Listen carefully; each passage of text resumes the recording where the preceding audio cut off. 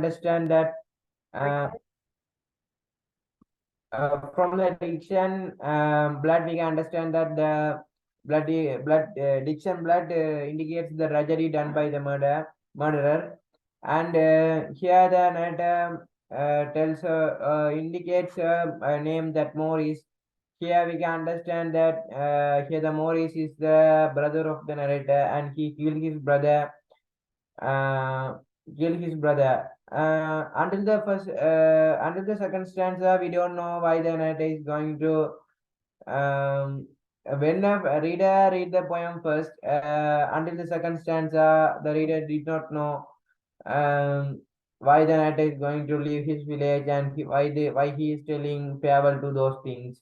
But after the second stanza, we can clearly understand that the narrator killed his brother, and he's going to leave his village, and um,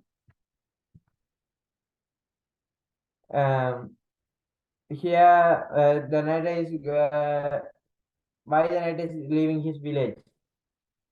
And here in the second stanza, the narrator provide a witness that my knife. Here the diction my is a possessive pronoun, and here the my knife indicates that the knife which was used to kill his killed done the murder is narrators, and the narrator killed his brother by stabbing him with the knife. Um, and in the third stanza, that worries about his mother, that my mother thinks us long away. At this time, the field were mown. She had two sons at rising day. Tonight she'd be alone. Here, the first two lines of the stanza indicates that the love of the mother, that she thinks he told that she will think that um, um, she will be she will think that her two sons will mount the village at that time, and they will be returned to home safely. Every parents wants a safe return of their children, but wants a safe return of their children. But here the situation is changed, that one is going to leave the village and one has died. And in the last two lines of this third stanza, then it told that she had two sons at rising day. Tonight she'll be alone. Here we can understand that he told that at when they were day was when that day was started, his mother has two sons, and after that murder, she will not have any sons. That one has died and one is going to leave the village. So here the narrator worries about his mother, that she will be around for many years. That she will be around for many years, because the narrator will not be go to his home, and other son of the mother, that the murderers or the narrator's brother is died. So we can understand that narrator worries about his mother, and she is alone for many years until her death. So from this we can understand that how the narrator loved his mother. And in the first stanza, the narrator told that, and here's a bloody hand to shake, and oh man, here's a goodbye. We'll sweet no more skid and rake my bloody hands and die. Here, in the first two lines of this stanza, the narrator indicate his hand as a bloody hand, that corrupted hand, because he thinks that he killed his brother by that hand, and he is uh, so he told his hand as a corrupted hand, that bloody hand, uh, bloody hand to shake. Here we can understand that there's another one, that he told that here's a bloody hand to shake. So he told uh, so we can understand that there's another man, and oh man, here's a goodbye. Here the narrator told goodbye, but For him, it is a goodbye, but for that village and the people in that village, it's a goodbye because if the narrator is stayed in that village, it will it will be a bad name for the village because he done a murder. But now he's going to leave the village, so it is a goodbye for him, and it is a good thing for the village. And here the narrator told that we'll sweet no more skid and drag and my bloody hands and I. Here the narrator told that he worked with his friend until that time, and he told that we'll sweet no more skid and drag. So from this we can understand that all the narrator is not will not be come to that village anymore. And my bloody hands and I. As I told you earlier, in the starting of this stanza, that told his hand only as a corrupted. But at the last line of this stanza, the narrator told him the whole body of him as corrupted. And in the fifth stanza, the narrator told that I wish you strength to bring you pride and a love to keep you clean. And I wish you luck, come Lamaside at racing on the green.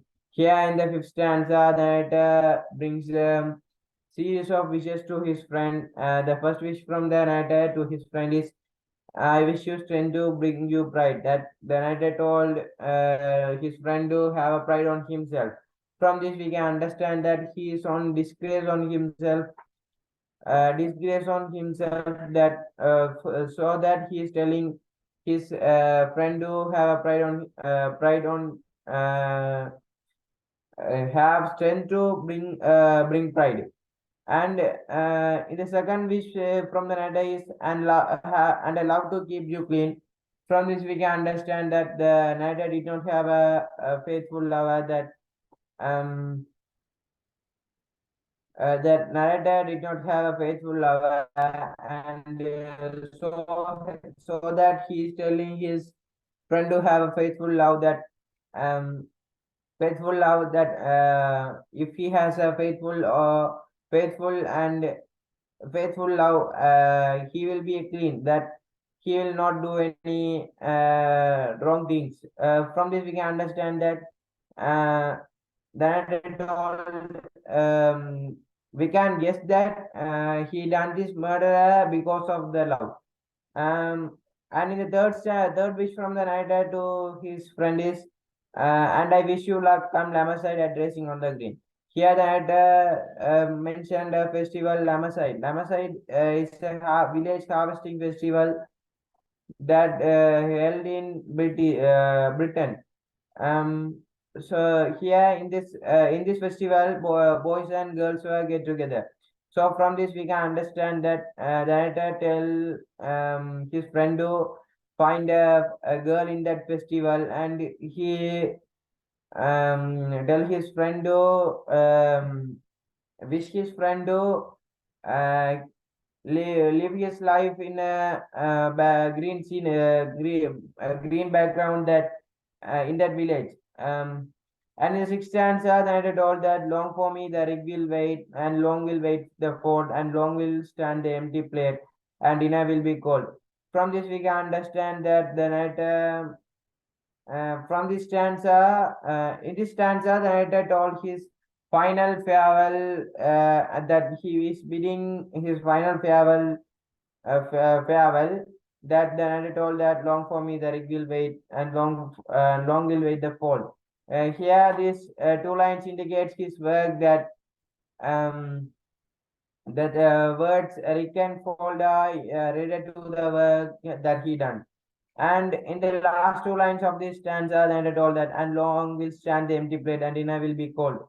Here, here it indicates that um, the narrator will not be go to his home, that the plate will be empty and dinner will be cold. And usually we know that usually the food will get cold when it get late. So from this we can understand that the dinner that his mother prepare on that day will be called, because he's going to leave the village, and he will not be not go to his home. So he told that the food will be get late, so it will be get cold.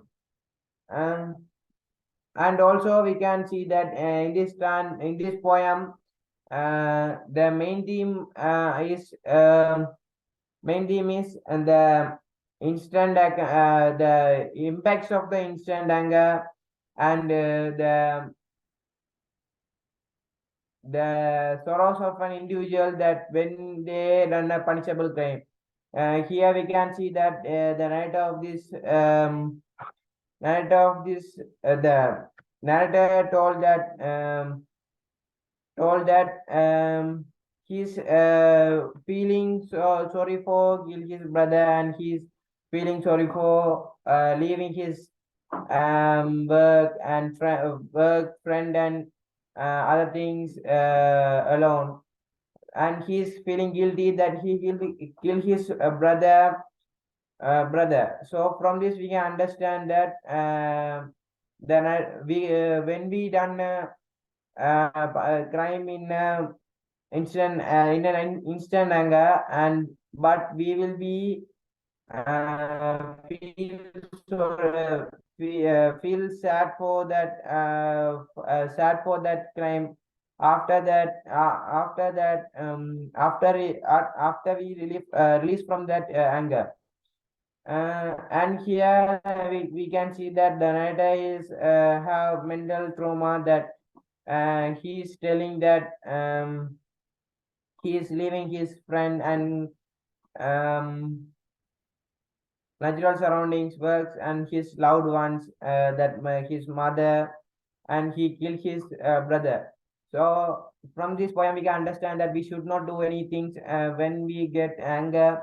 We should think about it, and after we release from that anger, we should take a decision. Thank you for hearing me. Thank you.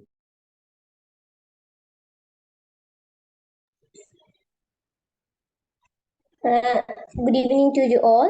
Today I am going to speak about the poem To the Nile. This poem was written by the romantic poet John Keats. He was born in London on 31st October 1795. Um, he who was well known as the second generation romantic poet and Greek myths lover. When we analyze the poem, this poem, first we analyze about the style of this poem. This poem has two parts, and this poem has 14 lines. We call that type of poems sonnet, 14 lines poem. In this poem, Italian sonnet versions, in this poem, Italian version sonnet style poem, which have two parts, octave and sestet. Octave means the first 8 lines are octave, and sestet the next 6 lines are octave. The four octaves rhyming scheme A B B A A B B A, and the sestet contains rhyming scheme C D C D C D. The ninth line marks as a change of thought to the readers. Now we analyze the background of the river Nile. Geographically, it was the longest river in Africa as well as in the world, which have two branches. White Nile, it's the longest branch, which originates Lake Ten in Ethiopia, and another branch is Blue Nile, which shorter than the White Nile. Blue Nile contributes 85% of total volume of the Nile waters, and the two branches meet in Khartoum and capital of Sudan. Finally, ends in Cairo, Egypt.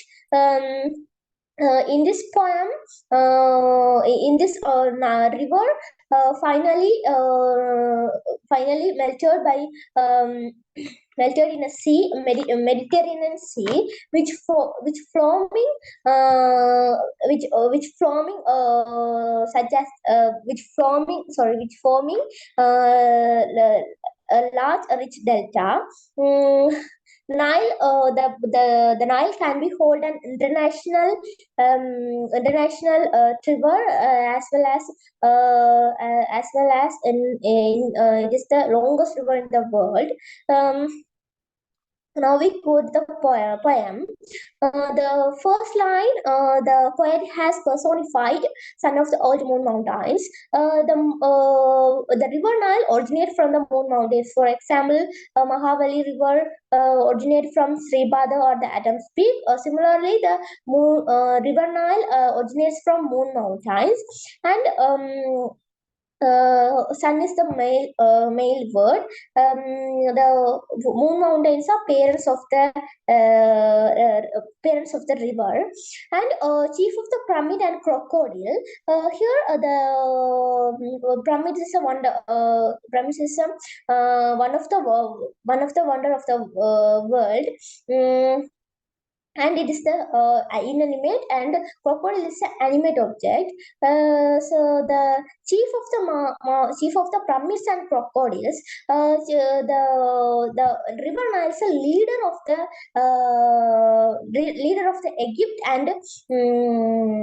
Egypt and crocodiles. When we analyze the heading of this poem, this is ode to river Nile, and the Pramisa.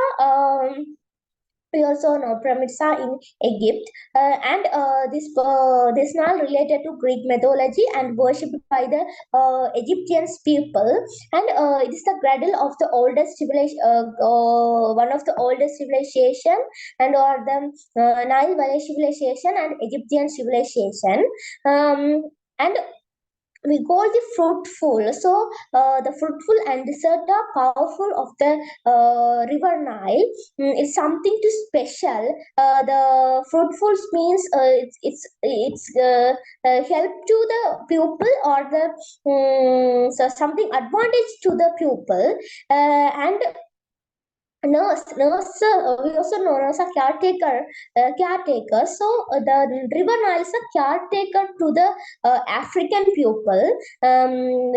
We also know African people, some black skin people. The Nile is the caretaker of the African people. When the since world began, and here the writer asked rhetorical questions. The art so fruitful. Here he asked that the river Nile is truly fruitful or not, and those topical. Here in this poet has used many archaic language, and those one of them, and in this poem, the river Nile rest for space twixt Cairo and Deccan. Twixt means between. The river Nile ends in Cairo. The Deccan must be the when the where the Nile begins. The Cairo and Decans are situated to the Nile, and the ninth line change as the point of view. Readers can notice what will happen in this line, and we come to the Sesset contains. I also told this poem has two parts, which octaves and Sesset. We finish the octaves contains, and come to Sesset contains. This Sesset contains the writer questioned about the river. There are all the rivers are same, but something special to the this river. He questioned about that. Um, and he said finally, the Nile is not a special. It's same to the another rivers. And when we analyze the as the literary techniques are used, personification, and the personification has used in the first lines. Old Moon Mountains African, and here the Africans is a adjective. The in this line, the writer has used inversion because the adjective must come to the head noun. But grammatically, this line when come son of the African old moon mountains. But here the poet has used the poet inverted the word. And he has used contrast. And contrast, the pyramids are very powerful, and the his powerful historical image to the world. And to the river Nile. And he has used metaphor, hyperbole, and also he used hyperbole in the second line, and alliteration, hesra, inversion are used by the poet. And this poem creates a visual imagery and a mental picture to the readers. For example, chief of the pyramid and crocodile, or the dressed for a space twixt Harry and Decan. We create a mental picture. The river Nile between Cario and Decan, and chief of the pyramids or and crocodile. And here in this poem, the poet has used elevated language and archaic language. He has used many archaic words, dove, dost, the. In this poem about the world's longest river Nile, and about the river, the river helps to the pupil. Historically, how to the river help to the pupils. And he finally said the river is not the Nile river is not special river. It's same to the another rivers. Thank you for hearing me.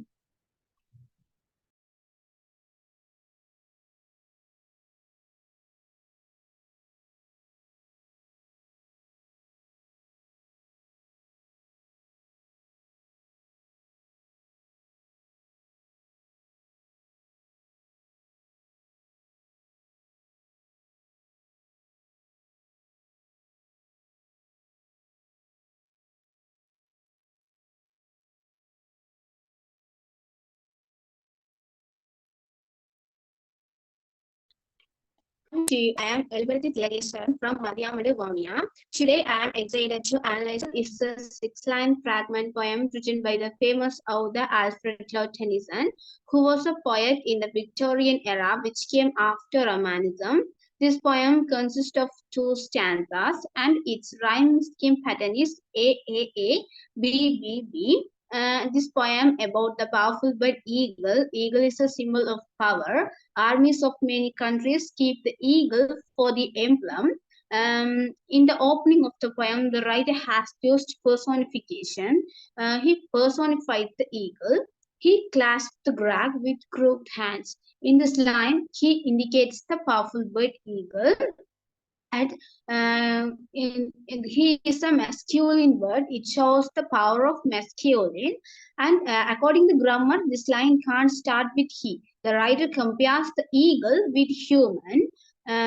Clasp brag shows the ownership which called tightly, and crooked hands represent two meanings. The first one is its shapes. They are bent and twisted.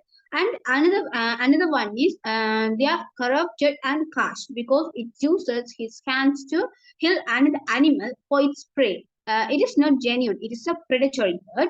And in this line, the writer used semicolon. That means he continued. He say what he want to say, and and the second line, close to the sun in lonely lands. Close to the sun. That is not the true line because no one can reach the sun. Because it is very high, very heat, and it is in very high. But this line shows the power of the eagle. It can fly high in the sky. That is his ability and capacity. No one, it is more powerful than another birds. And lonely land. Lonely land suggests it lives in an undisrupted natural surrounding. No one have the capacity for seeds with her. Because it is a powerful bird, so it is more powerful than another birds. In this line, the writer used the literal technique hyperbole, and the third line, rigged with the word. Here, the azure represent the color. It represent the cloudless sky, and the eagle sits in the center of the white blue bird. So this is the first stanza. In this line, in this stanza, the poet takes the readers to the ground. The reader describes the bird from the ground. It is all pedestrian biology. Beneath him, crowds. Far below him, the wickets still look like wrinkles in clouds. So this line shows the distance between the mountain and the sea. The mountain is very high, so it shows the distance between the eagle, between the mountain and the sea, and bring it is clouds. So in this line, the writing, she continued, he say what he want to say, and the next line, the writer next time personified the eagle. He watches from his mountain poles. So this line shows the eagle, shows the ownership too, because that is his place.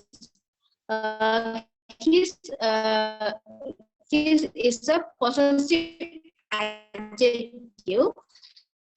So his mountain, that is his place. We know he is the king of the king of the birds.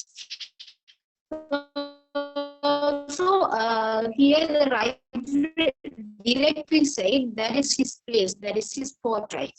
And this line, the word waters represent its an ability, that is its powerful vision.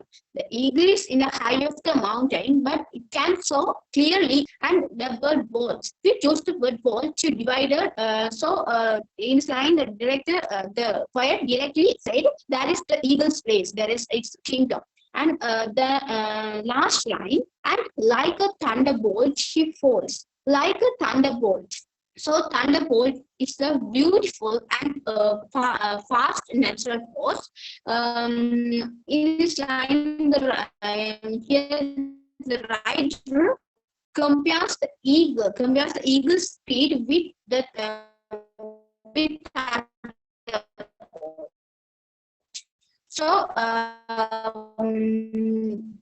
so it can fly. It can fly very fast, and it just went to cut its just goes to cut its prey. So in this line, the writer used another literary technique, that is simile. This stanza aerial bio.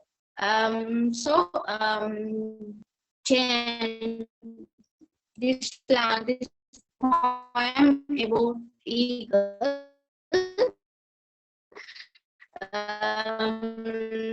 Eagle is one of the animal associates of Greek god Zeus. It's eagle. This poem captures the majesty and in the